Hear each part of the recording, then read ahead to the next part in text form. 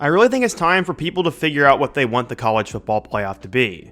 For years, we all complained about how there weren't enough teams, there wasn't enough parity, and the same couple of schools dominated each and every year. We heard from people that all of a sudden the regular season wouldn't matter anymore because it would all be watered down, which is one of the dumbest arguments I've ever heard in sports, but you had plenty of people saying that. Now you have a team that is currently 10-0, hasn't lost anybody on their schedule, and is completing one of the craziest turnarounds we've ever seen in college football.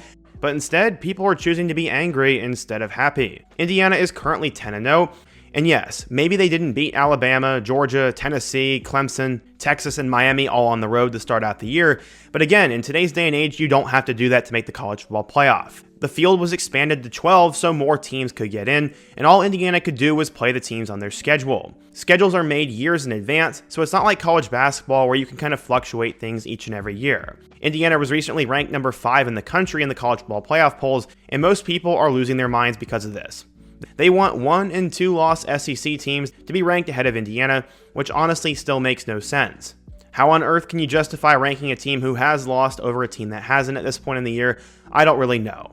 Many are making the argument that Indiana hasn't played anybody, but I'll flip the argument right back on you. Penn State and Indiana have played similar schedules, and Penn State lost at home to Ohio State. They're likely going to go 11-1, and if Indiana goes 11-1, their loss will have come on the road to Ohio State. But because Penn State has a flashy quarterback and a big fan base and cool white towels at night once a year, nobody will care if they sneak into the playoff because they have, quote, brand potential. If Indiana loses, though, everyone is saying that they were no longer good, that nothing they did matters, and they should be left out. I really can't stand the double standard that has gone on in college football the last few years, where the only way you can get a decent win is if you go on the road and beat a top 5 school by 100. If you barely win, it's luck. If you play anybody else, it doesn't count, and there's always reasons why pretty much everything you do doesn't matter unless you're a big brand. Again, Ohio State 100% deserves to be in the playoff, but really, besides their win over Penn State, they lost to the best team on their schedule in Oregon.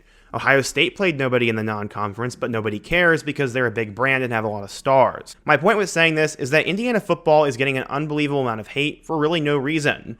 I think hating on the Hoosiers is just plain stupid, and after today's video, you will understand why in my opinion. If you've paid any attention to Indiana historically, they have been one of the worst programs to ever walk the earth, and in 1 year, a coach from James Madison has brought them to the best season in school history and potentially to the playoff. There's nothing to dislike about Indiana, and today we're to go through the timeline on how Indiana was rebuilt, how they've done so far this year, and I'm going to point out the stupidity in hating on them. But before we get started, if you're a big fan of college football, be sure to subscribe to the channel, leave a like if you support today's video, and let me know what player, team, topic, or situation I can cover next.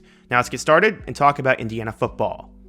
So yeah, I've been watching Indiana football for quite some time, and the team is never really all that good. They typically lose pretty much every road game to Big Ten teams, they pad their offseason schedule with crappy teams, and then when it comes time to play a big team, they completely fall apart. They typically get blown out, and whenever they have expectations or pressure, they crack. Except this year's team is completely different than that. As I said, Indiana has been in an interesting spot, as about a decade ago, they had Kevin Wilson as their head coach, and while he knew how to run a good offense with players like Tevin Coleman, Nate Sudfeld, and Jordan Howard, he had some shadiness going on behind the scenes, as he was eventually kicked out of Bloomington for rushing players back from injury and some other questionable things that happened off the field.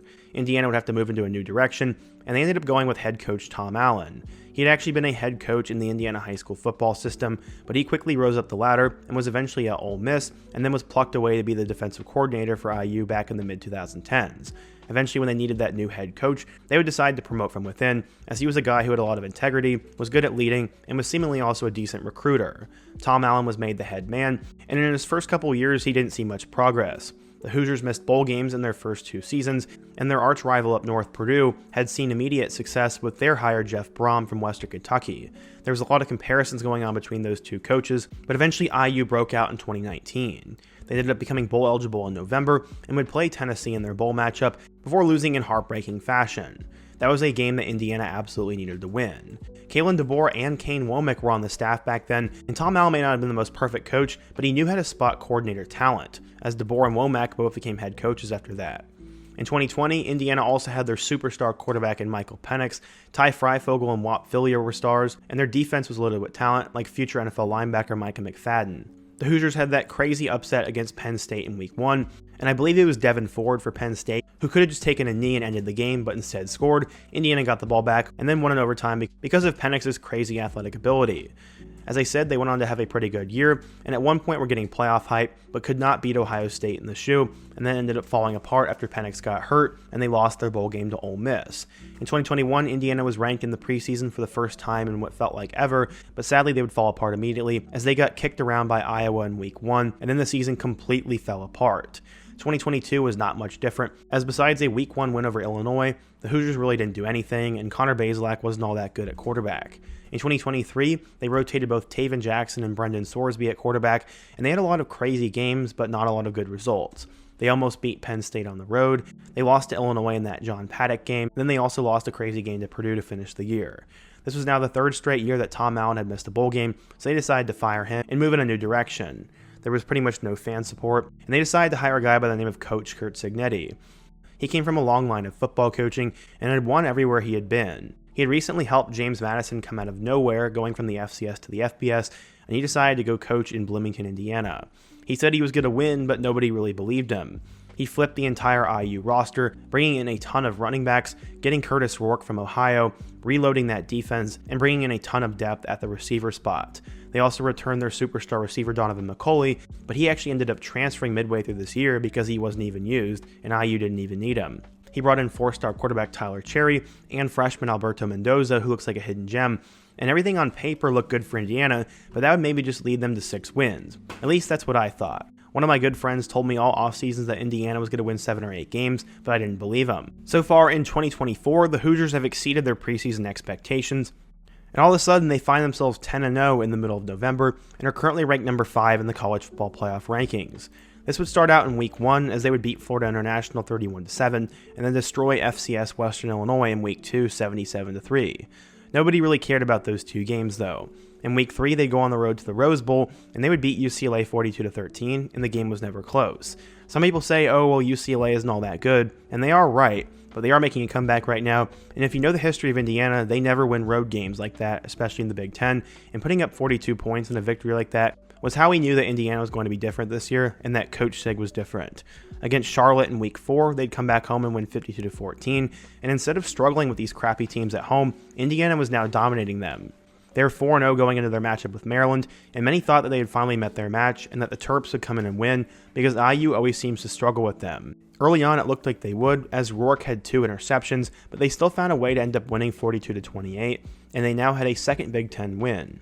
Still though, nationally they were getting no respect, and going on the road and beating Northwestern 41-24 didn't change their perception at all. At 6-0 with a 3-0 mark in the conference, everyone said that Indiana hadn't played anybody, that they were overrated, and they were not legit. Again, I'm not going to say that they were a juggernaut by any means, but I get tired of people thinking that there are no decent wins in college football.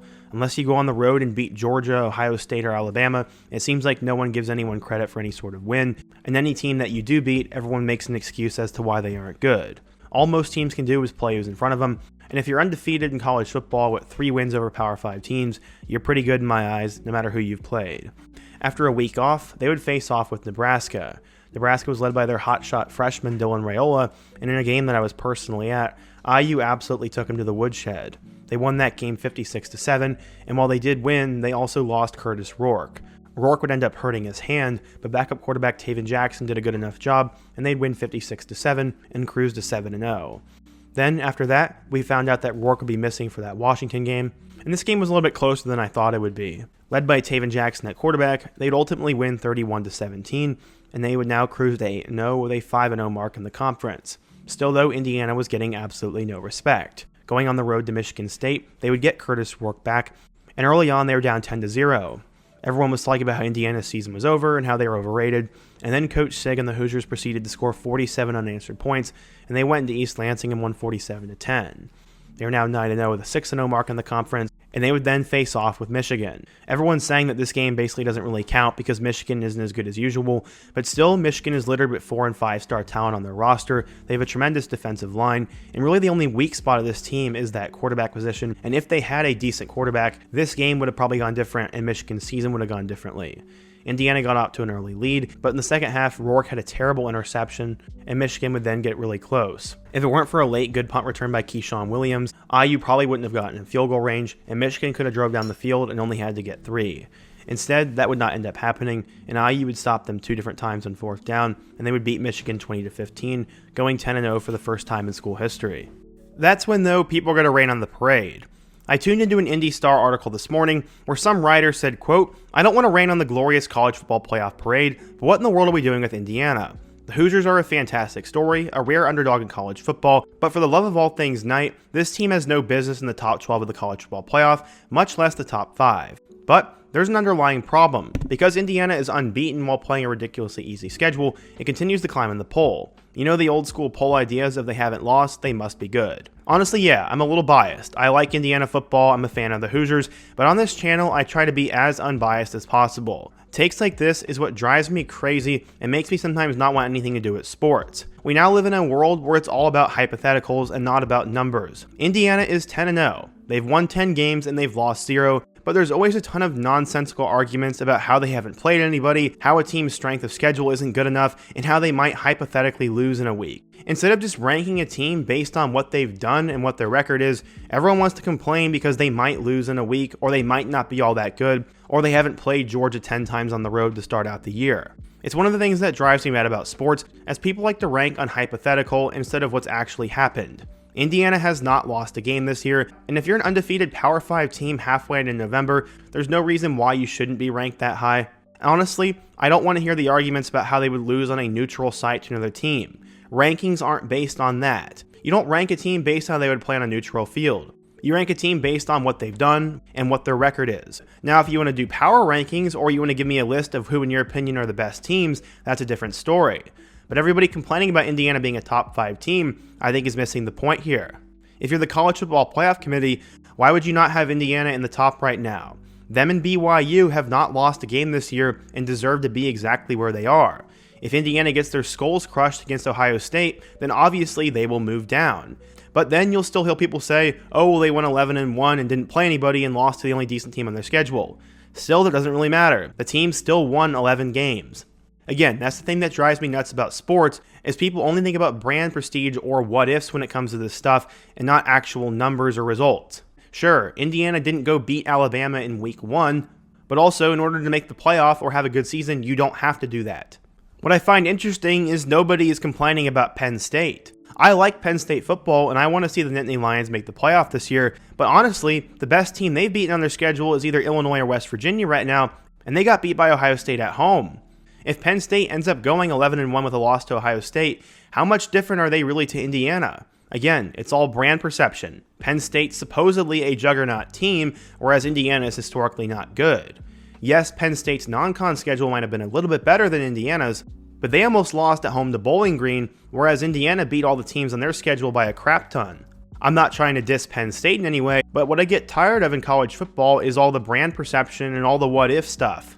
It doesn't matter if you're Vanderbilt, Alabama, Indiana, or heck, even Kansas in the old days.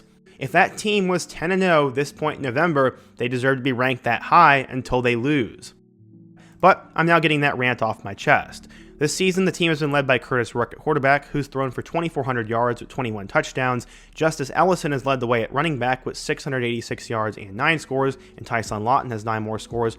And then in terms of the receiving game, they've had a 5-man group, which includes Elijah Surratt, Omar Cooper, Miles Price, Keyshawn Williams, and Miles Cross. On defense, Aiden Fisher has been tremendous. Mikael Kamara has played his way into the NFL with 9.5 sacks, and Amari Farrell has 4 interceptions on the year. For now, Indiana is winning. We'll see what happens when they play Ohio State in 10 days, and maybe they will get skull crushed. Maybe they'll lose 49-10, or maybe they'll end up being competitive, or maybe they'll win. At this point, we don't really know, but Indiana football continues to win, they continue their historic season, and there's nothing really anybody can do about it right now. You can hope and pray for Ohio State to beat them all you want, but there really isn't a reason to. I think people should just enjoy college football for what it is, give credit where credit is due, and stop getting so bent out of shape about rankings, what-ifs, and all these hypotheticals.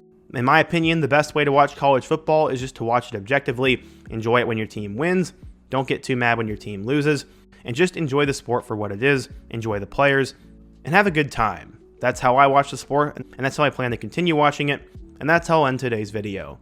But what do you guys think? If you're an Indiana fan, what do you think of the Hoosiers this year? If you're not an Indiana fan, do you think they deserve to be ranked this high, or should they be lower? And what other topics should I cover next? Be sure to let me know down below. Leave a like if you didn't support today's video, subscribe if you're new, and check out all of the videos on the end screen. Hope to see you guys again soon, but until next time, peace.